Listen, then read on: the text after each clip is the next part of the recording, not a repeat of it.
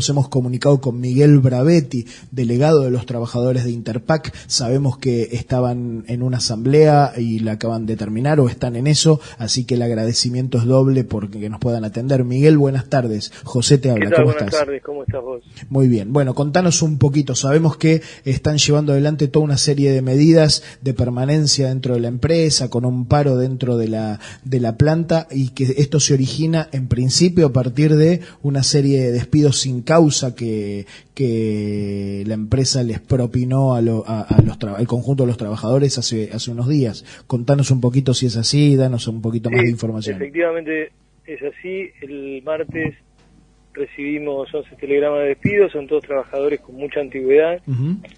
Hay trabajadores de 16 años, de 22 años y hasta de 33 años de antigüedad. Los despidos, como vos decías, son sin causa. No solo eso, tienen un sesgo claramente antisindical.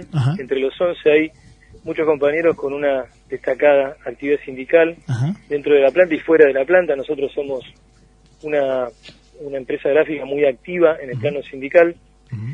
Dos de los compañeros otros dos están con ART, y además te cuento, el gobierno, la empresa, perdón, estoy un poco cansado, ¿no? Llevamos ya varios días de ocupación de la planta.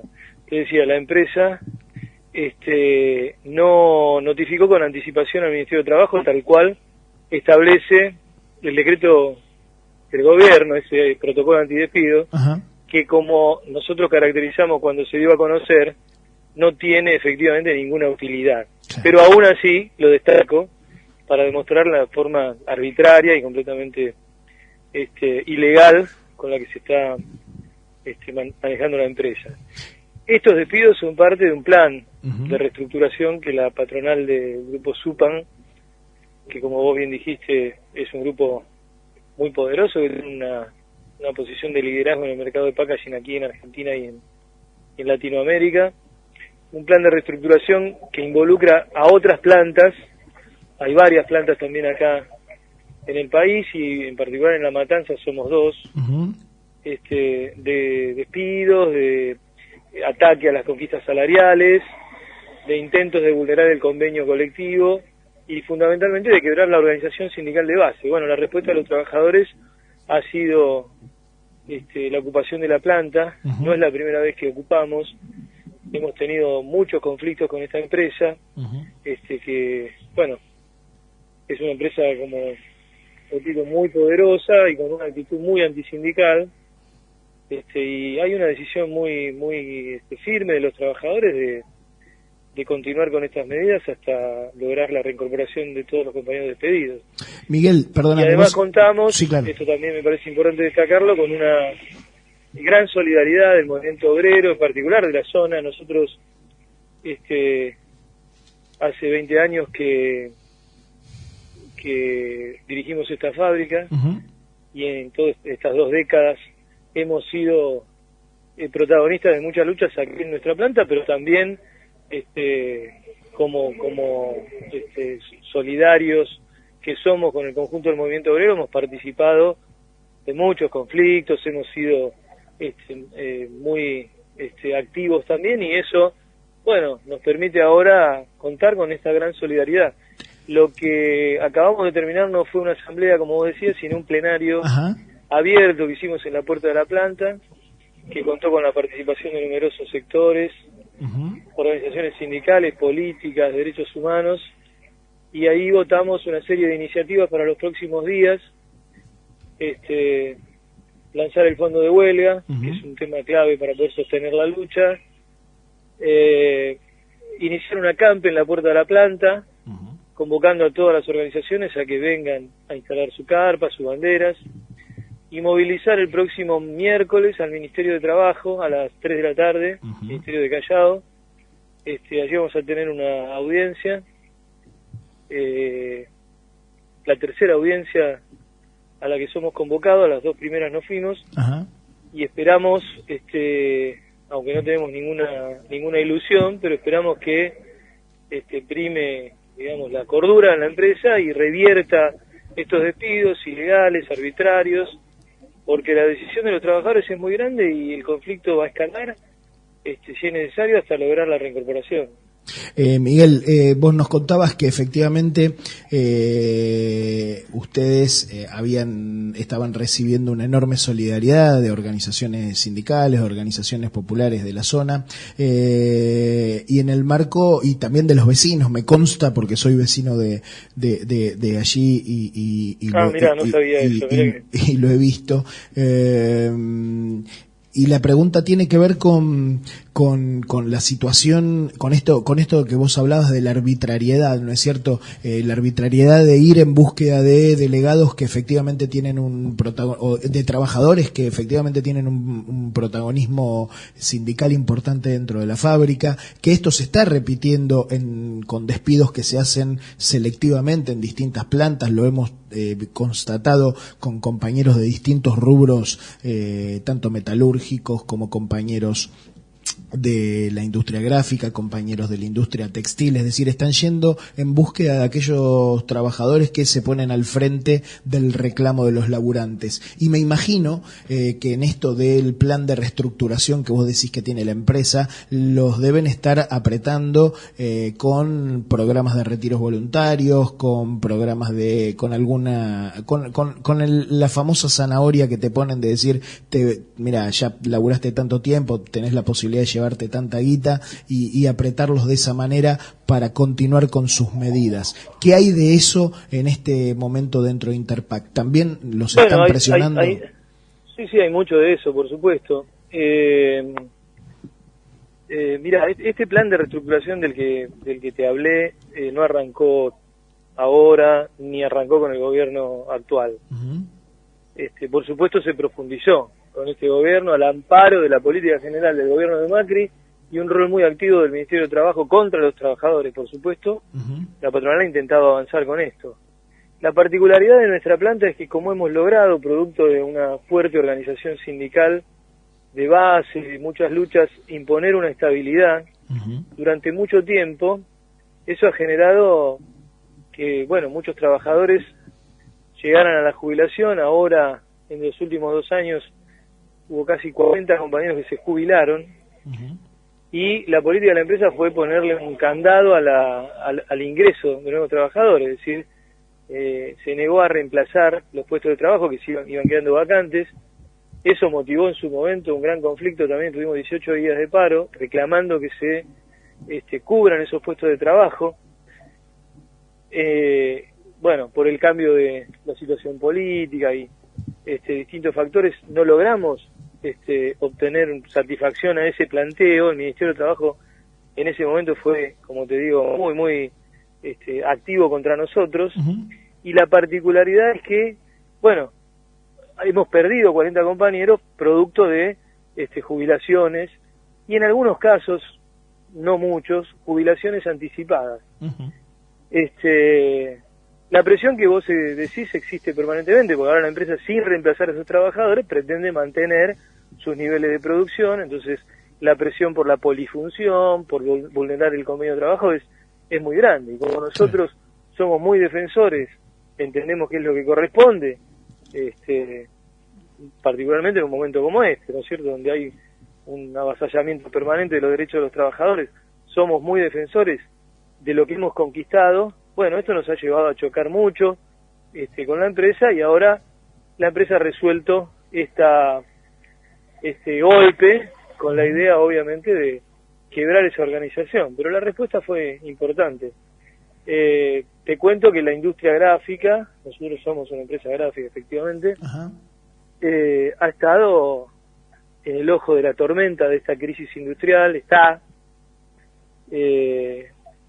Ha habido alrededor de 5.000 despidos en los últimos años, han cerrado empresas muy importantes, Donnelly, AGR, Workcolor, las empresas editoriales más grandes, o varias de ellas han cerrado, uh-huh. Y como ocurre con toda crisis, ¿no?, las que sobreviven, las que tienen mayor capacidad, acrecientan su participación en el mercado por un lado, y por otro lado aprovechan una coyuntura compleja de recesión para avanzar contra los derechos de sus trabajadores. Sí. Acá no hay una crisis, sino el intento de vulnerar derechos y conquistas que son el resultado de muchos años. Conquistas salariales, de condiciones de trabajo. Por eso arranqué diciéndote, entre los trabajadores que fueron despedidos, hay operarios con muchísima antigüedad, muy alta calificación. Claro. 30 años de antigüedad, imagínate. Es decir, acá no estamos frente a una empresa, no sé, o que está con dificultades para poder pagar una quincena. No es eso. Este es un grupo empresario muy poderoso. Bueno, hemos tenido vaivenes productivos porque obviamente estamos en un contexto complejo, pero somos una empresa que provee a empresas exportadoras como Arcor, Unilever, Molinos, Mondelez, es decir, empresas líderes del mercado alimenticio. Entonces estamos enfrentando una política que apunta fundamentalmente a quebrar la organización para imponer sus condiciones de flexibilidad. Justamente a eso me quería referir. Definitivamente una de las razones que vos le encontrás a esto, además de que intentar quebrar, por supuesto, la organización sindical, es precarizar aún más, es decir, despedir a la mayor cantidad de trabajadores altamente calificados y, por supuesto, con salarios acordes a su experiencia, acorde a su antigüedad, y reemplazarlos por mano de obra barata en función a la situación económica que hay, que determina que vos tirás un aviso publicitario de 2 puestos de laburo y tenés 4 cuadras de compañeros desocupados que van en búsqueda de ese laburo. ¿Vos pensás que están jugando con esa variable esta gente de Supan? Sí, ellos lo dicen abiertamente, digamos, no es un análisis que podemos hacer o una especulación, lo dicen abiertamente, todo el tiempo se quejan de los costos laborales que ellos tienen que afrontar, producto de los salarios altos. Esos salarios altos, te repito, digamos, altos en referencia a qué. Si lo medimos desde el costo de la canasta familiar, no son altos. Claro. Altos en relación a lo que se ha derrumbado el salario en el mercado y que por lo tanto, digamos, le crea, según la visión de la empresa, condiciones menos propicias para competir. Sabemos nosotros que el monto de los salarios es un pequeño porcentaje de la facturación. No pasa por ahí la cosa. Esta es una empresa particularmente nuestra planta, dentro de las empresas del grupo, particularmente nuestra planta, es una empresa con altísimo componente tecnológico, la productividad es muy grande, entonces el monto, digamos, que el porcentaje corresponde, el costo total, a los salarios es una mínima parte. Lo que ellos quieren de cualquier manera es reemplazar trabajadores que tienen determinadas condiciones de trabajo para imponer un régimen de flexibilidad total. Entonces, que un impresor, de pronto cuando la impresora está parada por razones ajenas a él, un mantenimiento, lo que fuere, se vaya a trabajar a otro sector, y que el de acá vaya para otro lado, y que el maquinista haga cualquier cosa, y que no se respeten las categorías. Lamentablemente, ese régimen flexible existe ya, está muy avanzado en la industria gráfica, una industria de características casi artesanales, en algunos casos, pequeños talleres en su inmensa mayoría, y bueno, no hay ningún punto de comparación con una empresa como esta, que tiene, como te decía, posiciones de liderazgo en el mercado y sistemas de trabajo de alta tecnología. Pero lo que buscan es eso, reemplazar trabajadores con antigüedad y condiciones de trabajo determinadas por trabajadores hiperflexibilizados, con salarios de hambre. Miguel, Jerónimo te habla. Para ir ¿Cómo andas? Para ir terminando, te quería preguntar o que nos cuentes un poco qué expectativas tienen para la audiencia del miércoles ahí en el Ministerio de Trabajo. Ninguna. Soy muy claro con esto. Mirá, nosotros tenemos una vasta experiencia con el Ministerio de Trabajo. El Ministerio de Trabajo siempre fue un instrumento de la empresa, pero particularmente en los últimos años se ha convertido en una extensión de la oficina de personal. Claro. El último conflicto que tuvimos, que fue producto de un lockout de la empresa que se extendió casi por 4 meses, para poder imponernos un cambio en el sistema de premios, que finalmente logró imponer, que tengo que decir, logró imponerlo, y tuvimos que modificar un sistema de premios a la baja, es decir, que ya tuvimos reducción salarial, producto de ese lockout que duró 4 meses, mientras la otra planta, digamos, que tenemos acá 10 minutos, trabajaba 12 horas, es decir, no había ninguna razón por la cual aquí la empresa estuviese parada. Nosotros presentamos todo tipo de documentación probatoria de esto, de que había un lockout. El Ministerio de Trabajo hizo oídos sordos, no nos recibió nunca, salvo cuando, como resultado de eso, fuimos a un paro y la empresa reclamó una conciliación obligatoria. Ahí intervienen rápidamente. Sí. Ahora, por ejemplo, nosotros arrancamos los despidos, los conocimos a las 6 de la mañana, 6:15 estamos parados. A la 1 ya teníamos la convocatoria a la audiencia para el mismo día y el pedido de aplicar una conciliación obligatoria en la misma acta, en el mismo escrito que solicitaban la audiencia. Es decir, el Ministerio de Trabajo es muy veloz cuando tiene que salir en auxilio de las empresas y cuando tiene que arbitrar en función de los intereses de los trabajadores no existe. Así que no tengo ninguna expectativa. Creo que todo lo que podamos obtener va a ser producto de esta respuesta, de esta reacción de lucha. Y bueno, iremos a esa audiencia. En principio eso lo estamos conversando con el sindicato también, con quien, digamos, nosotros tenemos una relación tensa porque somos una comisión interna opositora, pero al mismo tiempo muy respetuosa de la institucionalidad del gremio. Así que nosotros, obviamente, acordamos con el sindicato una posición para el Ministerio de Trabajo. Estamos discutiendo eso, pero si vos me preguntás a mí personalmente qué expectativas tengo en el Ministerio, la respuesta es esta: ninguna. Solo creo que, bueno, espero que la movilización sea importante del miércoles y que nuestra lucha permita, digamos, algún tipo de resolución. No va a ser en el Ministerio de Trabajo.